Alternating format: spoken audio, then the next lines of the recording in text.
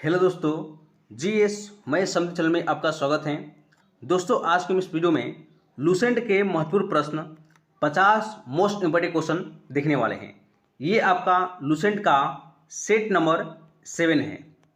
ये क्लास जो है सभी एग्जामों के लिए बहुत ही महत्वपूर्ण है। अगर आप चैनल पर नए हैं, चैनल को लाइक करें और सब्सक्राइब करें। तो आज का आपका पहला क्वेश्चन है, सिंधु सभ्यता के घर किससे बनाए जाते थे? तो आपका आंसर होगा ईंट से बनाए जाते थे। सिंधु सभ्यता के जो घर था वो ईंटों से बनाए जाते थे। नेक्स्ट है 2 नंबर, सबसे प्राचीन वेद कौन सा है? तो आपका आंसर होगा ऋग्वेद है। सबसे जो पुराना वेद है ये कौन है? ऋग्वेद है। वेदों की जो संख्या होता है कितना है? 4 गो है। नेक्स्ट है 3 नंबर,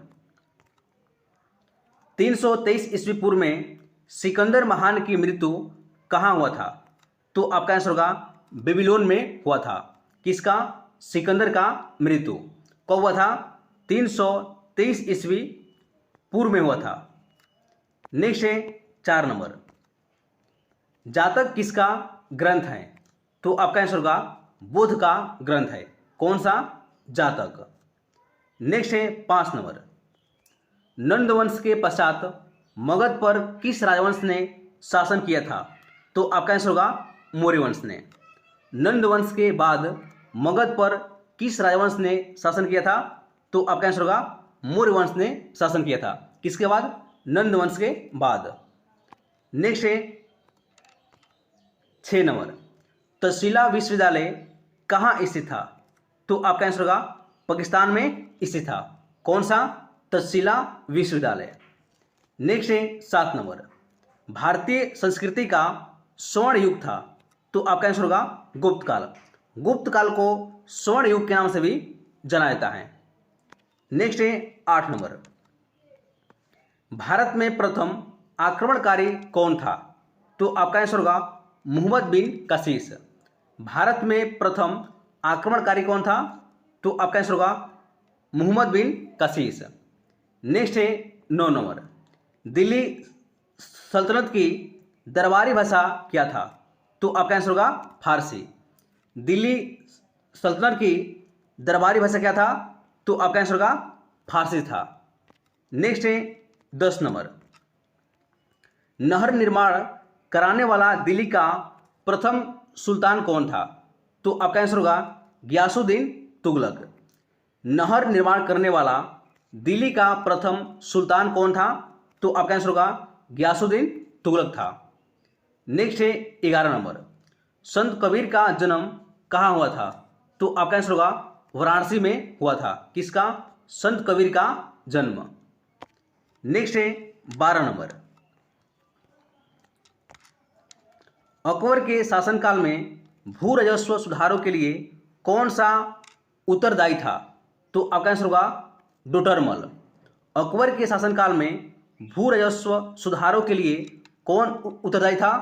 तो आपका आंसर होगा डोटरमल। नेक्स्ट है 13 नंबर, दिल्ली का पुराना किला किसके द्वारा बनाया गया? तो आपका आंसर होगा शेरशाह के द्वारा। कौन सा? दिल्ली का पुराना किला। नेक्स्ट है 14 नंबर, वास्को डी गामा कहाँ का रहने वाला था? तो आपका आंसर होगा पुर्तगाल के रहने वाला था। कौन? Vasco D gamma.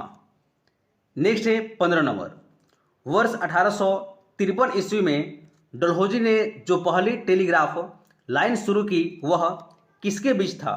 तो आपका आंसर होगा कोलकाता और आगरा के बीच था। कौन सा? पहला टेलीग्राफ लाइन। नेक्स्ट है 16 नंबर, मोपला आंदोलन कहाँ हुआ था? तो आपका आंसर होगा मालाबार में हुआ था। ये कहाँ पर है? केरल राज्य में पड़ता है मालाबार। तो मोपला विद्रोह कहाँ हुआ था? तो मालाबार में हुआ था। ये कहाँ पर है? केरल में है। कब हुआ था? तो 1921 में मोपला आंदोलन हुआ था। नेक्स्ट है 17 नंबर, 1857 का विद्रोह कहाँ से प्रारंभ हुआ?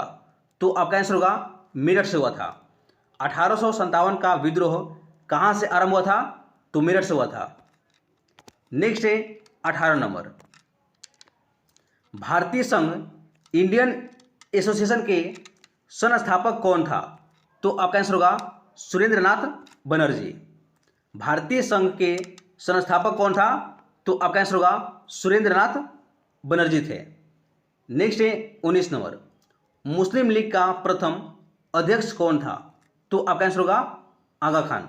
मुस्लिम लीग का प्रथम अध्यक्ष कौन था? तो आगा खान था। नेक्स्ट है 20 नंबर। कांग्रेस ने भारत छोड़ो आंदोलन का प्रस्ताव किस वर्ष पारित किया था? तो आपका आंसर होगा 1942 में। कांग्रेस ने भारत छोड़ो आंदोलन का प्रस्ताव किस वर्ष पारित किया था? तो 1942 में पारित किया था।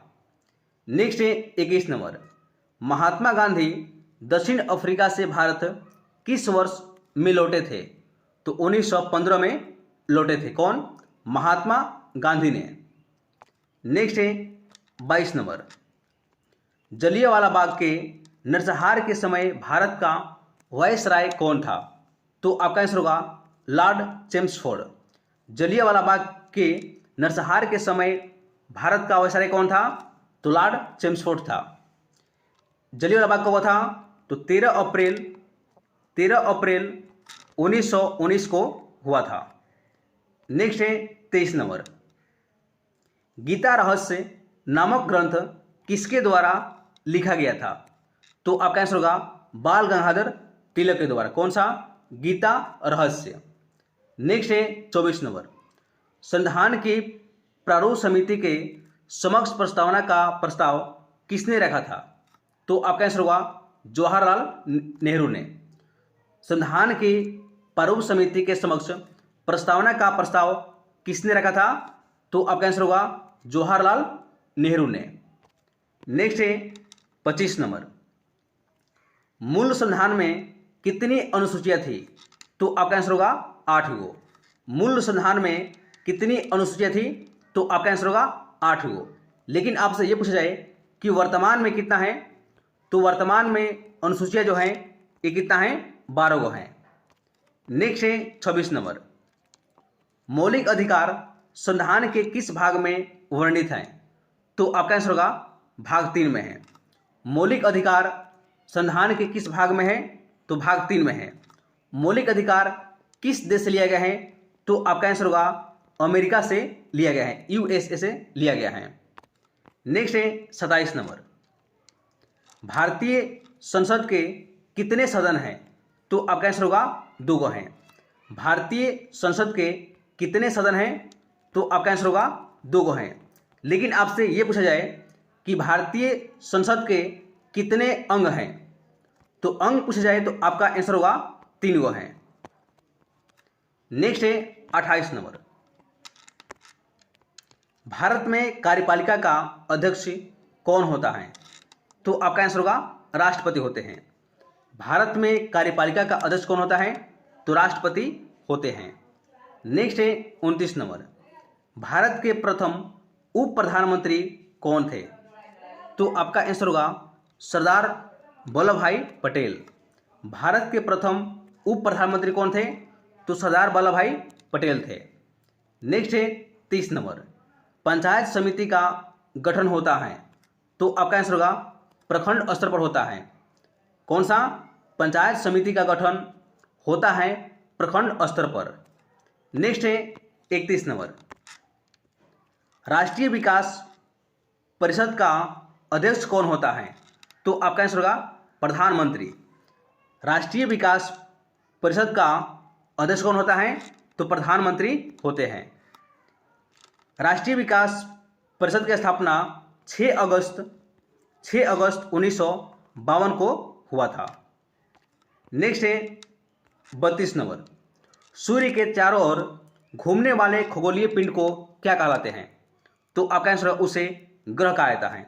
सूर्य के चारों ओर घूमने वाले खगोलीय पिंड क्या कहलाते हैं? तो उसे ग्रह कहा जाता है। ग्रहों की जो संख्या होता है कितना है? 8 गो है। नेक्स्ट है 33 नंबर। अंतर्राष्ट्रीय तिथि रेखा 180 डिग्री देशांतर से कितनी बार विचलित होती है? तो आपका आंसर होगा 4 बार। अंतर्राष्ट्रीय तिथि रेखा 180 डिग्री देशांतर से कितनी बार विचलित होती है? तो आपका आंसर होगा 4 बार विचलित होती है। नेक्स्ट है 34 नंबर, विश्व का सबसे ऊंचा जल प्रताप कौन सा है? तो आपका आंसर होगा एंजिल है। विश्व का सबसे ऊंचा जल प्रताप कौन सा है? तो आपका आंसर होगा एंजिल है। नेक्स्ट है 35 नंबर, पटकाई की पहाड़ियाँ भारत को किससे अलग करती हैं? तो आपका आंसर होगा म्यांमार से। पटकाई की पहाड़ियाँ भारत को किससे अलग करती हैं? तो म्यांमार से अलग करती हैं। नेक्स्ट है 36 नंबर, दक्षिण भारत की सबसे लंबी नदी कौन है? तो आपका आंसर होगा गोदावरी। दक्षिण भारत की सबसे लंबी नदी कौन सा है? तो आपका आंसर होगा गोदावरी है। नेक्स्ट है 37 नंबर, कोलार स्वर्ण खदान निम्न में से किस राज्य में स्थित है? तो आपका आंसर होगा कर्नाटक राज्य में स्थित है। कौन खान? कोलार का स्वर्ण खान। नेक्स्ट है 38 नंबर, भारत में सर्वाधिक नगरीकरण वाला राज्य कौन सा है? तो आपका आंसर होगा गोवा है। भारत में सर्वाधिक नगरीकरण वाला राज्य कौन सा है? तो आपका आंसर होगा गोवा है। नेक्स्ट है 39 नंबर, भारतनाट्यम की उत्पत्ति किस राज्य में हुई थी? तो आपका आंसर होगा तमिलनाडु में। भारतनाट्यम की उत्पत्ति किस राज्य से हुई थी? तो आपका आंसर होगा तमिलनाडु राज्य से। नेक्स्ट है 40 नंबर, शारदा पीठ कहाँ अवस्थित है? तो आपका आंसर होगा द्वारिका में है। शारदा पीठ कहाँ अवस्थित है? तो आपका आंसर होगा द्वारिका में। नेक्स्ट है 41 नंबर, प्रकाश वर्ष किसकी इकाई है? तो आपका आंसर होगा दूरी का। प्रकाश वर्ष किसकी इकाई है? तो आपका आंसर होगा दूरी का। नेक्स्ट है 42 नंबर, विद्युत केतली में पानी गर्म होता है? तो आपका आंसर होगा संवहन के कारण। विद्युत केतली में पानी गर्म होता है तो संवहन से ये गर्म होता है। नेक्स्ट है 43 नंबर, ध्वनि का ध्वनि प्रदूषण मापा जाता है? तो आपका आंसर होगा डेसिबल से। ध्वनि का ध्वनि प्रदूषण मापा जाता है डेसिबल में मापा जाता है। नेक्स्ट है 44 नंबर, सूर्य द्वारा उत्सर्जित प्रकाश का रंग कैसा होता है? तो आपका आंसर होगा सफेद होता है। सूर्य द्वारा उत्सर्जित प्रकाश का रंग कैसा होता है? तो आपका आंसर होगा सफेद होता है। नेक्स्ट है 45 नंबर, पृथ्वी की आयु का आकलन किया जाता है? तो आपका आंसर होगा यूरेनियम डेटिंग के द्वारा। पृथ्वी की आयु का आकलन किसके द्वारा किया जाता है? तो आपका आंसर होगा यूरेनियम डेटिंग के द्वारा किया जाता है। नेक्स्ट है 46 नंबर, जंग लगने पर लोहे का भार में क्या परिवर्तन होगा?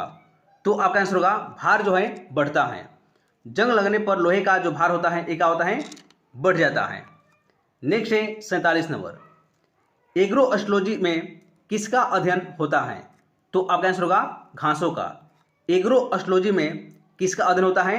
तो घासों का अध्ययन किया जाता है। नेक्स्ट है 48 नंबर, मानव शरीर में भोजन का रक्त द्वारा अवशोषण कहाँ सर्वाधिक होता है? तो आपका आंसर होगा छोटी आंत में होता है। नेक्स्ट है 49 नंबर, गीत गोविंद के रचयिता कौन है? तो आपका आंसर होगा जयदेव। गीत गोविंद का रचयिता कौन है? तो यह है जयदेव। नेक्स्ट है और लास्ट है 50 नंबर, एक पोलो टीम में कितने खिलाड़ी होते हैं? तो आपका आंसर होगा 4 गो। पोलो टीम में कितने खिलाड़ी होते हैं? तो आपका आंसर होगा 4 खिलाड़ी होते हैं। दोस्तों ये हमारे वीडियो अच्छे लगे अवश्य तो लाइक करें, शेयर करें और सब्सक्राइब जरूर करें। जय हिंद दोस्तों।